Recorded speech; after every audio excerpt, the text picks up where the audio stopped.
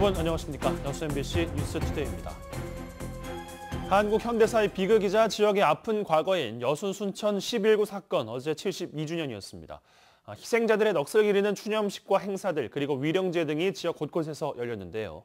특히 올해는 민간인 희생자와 군인, 경찰 유족이 사상 처음으로 한자리에 모였습니다. 대립과 반목을 넘어 특별법 제정, 진상규명을 위해 목소리를 모으기로 했습니다. 문영철 기자입니다. 4대 종교단체의 추모식으로 시작된 여순 사건 72주년 합동 추념식. 10,000명 이상이 목숨을 잃은 비극적 사건의 실체가 70여 년이 지난 지금까지 밝혀지지 못한 현실에 유족들은 안타까움을 감추지 못했습니다. 유족들은 피해자의 시신을 인도받지 못했고 72년간이나 억울한 누명에 몰려 당시 무고한 민간인은 물론 경찰과 군인들도 목숨을 잃었지만 서로가 서로를 가해자로 지목하며 반목과 갈등을 이어온 상황. 72년 만에 처음으로 자리를 함께한 유족들은 화해와 상생을 약속하며 진상규명을 위한 특별법 제정을 한 목소리로 외쳤습니다. 군인, 경찰, 민간인 모두가 다 희생자입니다. 71년이라는 세월이 지나서 지금은 상생하는 길로 가야 된다고 봅니다. 지역의 명예회복 그리고 진실 화해를 반드시 이루어내야 되겠다는 그런 강한 염원이 담겨 있는 굴에서는 전남 지역 6개 시군의 합동 위령제가 처음으로 열렸습니다. 아버지, 죄 없이 몽둥이 맞으면서 얼마나 무서웠어. 느닷없이 총 맞아 쓰러지면서 얼마나 억울하셨어.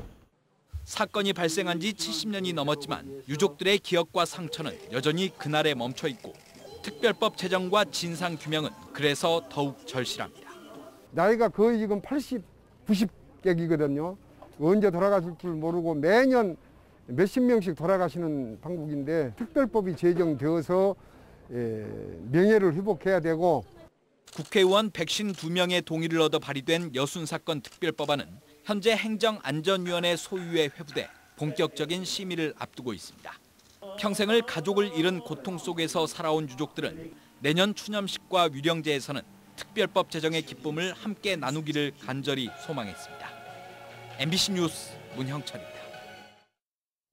지역민 많은 분들께서 관심 갖고 있는 특별법 제정, 여순 사건 72주기의 노래는 될 수 있을까요? 여당 의원 152명의 특별법을 공동 발의하면서 통과 가능성이 높아진 건 사실인데요.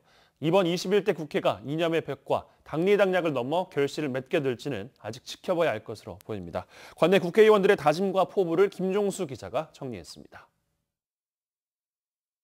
사실상 당론과도 같은 특별법입니다.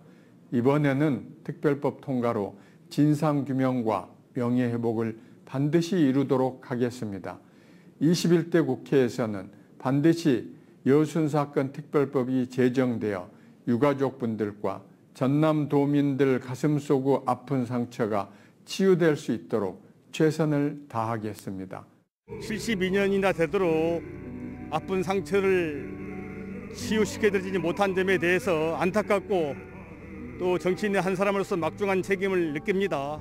좌우를 떠나서 우리 시민 모두가 함께 한다는 의식, 피해자라는 공동 운명체 인식이 있으면은 여순 사건 특별법 반드시 제정될 수 있다고 믿고 있습니다. 큰 한과 큰 고통에 멍해를 짊어지고 한평생을 살아오신 유족분들에게도 깊은 위로의 말씀을 드립니다.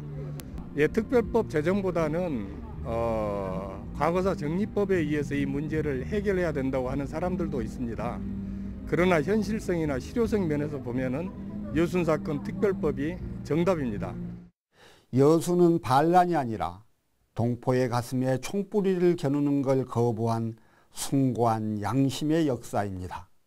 더불어 이 진실을 우리 아이들이 제대로 알고 올바른 역사인식을 기를 수 있도록 교육부와 관계기관에 건의하여 역사교육을 강화하고 지원 체계를 구축할 수 있도록 하겠습니다.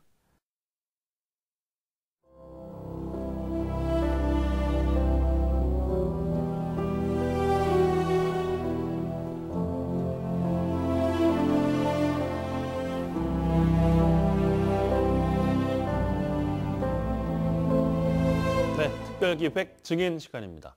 많은 전남 동부 지역민들에게 여순 11구는 인생을 뒤바꾼 큰 계기로 작용한 사건이었습니다. 당대를 살았던 사람을 넘어 후손들도 마찬가지고요. 대상자들도 특정 계층만이 아닌 지역민 대부분이 광범위하게 퍼져 있는데요. 오늘의 증인은 여순 당시 목숨을 잃은 큰아버지의 영향으로 많은 것들이 뒤바뀐 모두가 알만한 사람인데 바로 허석 순천시장입니다. 조희원 기자입니다. 제가 기억할 수 없는 많은 친구들, 선배들, 이웃들의 다시 그 이웃들, 가족들이 여순에 관련된 분들이 많이 있었습니다. 여순 때 동부 지역에 살아가는 모든 사람들은 피해자고 희생자고 또 누구도 가해자는 저는 없다고 생각합니다. 1940년대에 교편을 잡았던 허석 시장의 큰아버지 허양구 씨. 교직으로 사회 첫발을 내디뎠지만 여순 사건이 발발하기 직전 경찰로 직업을 바꿨고 고흥경찰서의 주임직으로 근무하다 순천 진압작전에 투입됐습니다. 하지만 고향의 이웃들이 죽어가는 것을 두고 볼 수 없었던 허 씨는 한 명이라도 더 구해내기 위해 인민군과 진압대 사이에서 늘 아슬아슬한 줄타기를 했습니다. 그러다 결국 허 씨는 다른 경찰들과 함께 인민군에게 붙잡혔고 25살 젊은 나이에 유품만 남겨둔 채 세상을 떠나고 말았습니다. 살짝 빼줬는가 봐요. 붙잡힌 거죠. 근데 그 중에 한 분이 이 사람은 사실은 도와준 분이다라고 하고 있는데 대대적인 또 이제 진압군이 이제 왔는데 그러니까 이제 도망을 가야 될 상황이죠. 그러면서 그 와중에 휩쓸려서 전체를 지킬 처분하고 갔는가 봐요. 생때 같은 아들을 잃은 한과 울분을 평생 짊어지고 살았던 허 씨의 할머니는 큰아버지의 비극을 되뇌며 손주들에게 입버릇처럼 당부하곤 했습니다. 절대 나서지 말라는 것이었습니다. 할머니는 제가 아기 때부터 본 게 그때부터 곰방대를 물고 평생을 곰방대를 물고 계셨어요. 나서지 말으라는 얘기를 했어요. 그 어린 아이에게. 하지만 할머니의 800예를 베고 들었던 여순에 대한 이야기는 동심 한켠에 강렬하게 남을 수밖에 없었습니다. 유년의 기억은 역사적 문제의식의 씨앗이 됐고 결국 민주화운동과 노동운동으로 그를 이끌었습니다. 여순의 그런 것이 인자화돼서 저에게 물려졌다고 저는 생각을 해요. 이 동부 지역에서 살아온 저 입장에서는. 평생 시민운동을 해온 허 씨는 1980년대 후반 전남 동부지역사회연구소와 함께 여순 사건 유족 체록 작업을 시작했습니다. 유족 10명 중 9명은 입을 열지 않던 시절 진상규명에 대한 절박함과 좌절감을 함께 맛볼 수밖에 없었습니다. 그때 경로당에 가서 어르신들에게 처음에는 할아버지 여순에 대해서 이야기 좀 해주세요. 아무도 말 안 했습니다. 그래서 막걸리를 사들고 가가지고 일제강점기 때부터 살짝 이제 유도를 하죠. 여수 순천을 이야기하는 것은 거의 금기시 되어 있는 거고 가슴속에 어떤 응어리로 남아있는 거예요. 여순 사건이 70주기를 맞았던 지난 2018년 비로소 공직의 길에 들어선 허 시장. 시장이기 이전에 유족의 한 사람으로서 여순의 역사적인 가치가 제대로 인정받기를 간절히 바라고 있습니다. 그냥 그랬으면 좋겠습니다. 이게 제가 시장이라서가 아니고 누구든 여수 순천에 대해서 자유롭게 이야기하고 자유롭게 노래하고 자유롭게 그림을 그리는 그런 시절이 되기를 생각을 합니다. 여순 11구 특별법 제정은 MBC 뉴스 조희원입니다. 지역의 가장 큰 관심사는 특별법 제정이 가능할지에 대한 여부죠. 그런데 법제화의 열쇠를 쥐고 있는 국회에서는 어떻게 생각하고 있을까요? 특별법을 둘러싼 정치적 지형과 실현 가능성에 대한 설명을 들어봤습니다. 강서영 기자입니다. 안녕하세요. 네, 반갑습니다. 여수 순천 11구 사건 특별법은 왜 필요한지 먼저 여쭙고 싶습니다. 국가가 국가폭력을 행사하면서 국민의 생명과 재산에 위해를 가했다는 그런 부분에 대해서 고백을 하는 정부의 공식 보고서이기 때문에 이 부분들을 받아보고 싶어 하는 것입니다. 그래야만이 이 진실 이후에 화해도 가능한 것이죠. 후손들을 위해서도 이 부분들은 반드시 짚고 넘어가야 될 것이고, 남북 정세를 보더라도 우리 한국 사회의 마지막 남은 민족사적 과제인 여순 사건이 이제 과제로 남아있는 것입니다. 그러면 여순 사건 특별법 제정을 둘러싼 현재 정세는 좀 어떤 상황인 건지, 그리고 좀 정치적으로 국회 내 쟁점은 무엇인지 좀 설명을 부탁드리겠습니다. 지난 7월 28일 날 상정은 됐어요. 지역 국회의원들의 5명의 공동 발의와 152명이 한꺼번에 공동 발의를 했던 것이죠. 국회 행안위 수석 검토 보고서가 2가지 문제점들을 노정을 한 거예요. 첫 번째로는 진실화해위원회에서 같이 포괄해서 하는 것이 좋지 않겠느냐, 형평성에 맞춰서 라는 것입니다. 두 번째는 더 가관인 것이 행안부 자체가 또 이런 의견들을 같이 내포하고 있다는 것입니다. 더욱이 이 특별법은 민주당의 2020년도 하반기에 5대 우선과제에 아직 안 들어있는 상황에서 당론으로 채택하려고 부단히 지금 노력을 하고 있는 상황이죠. 진실화해위원회 2기 활동이 시작이 되는데 이 활동으로는 역사적 요구에 부응하기가 어렵다라고 생각을 하시는 건지. 제1기 진실화해위원회에서 조사할 때 보니까 거창과 노건리 같은 단위 사건을 분류한 결과 1222개 사건이었습니다.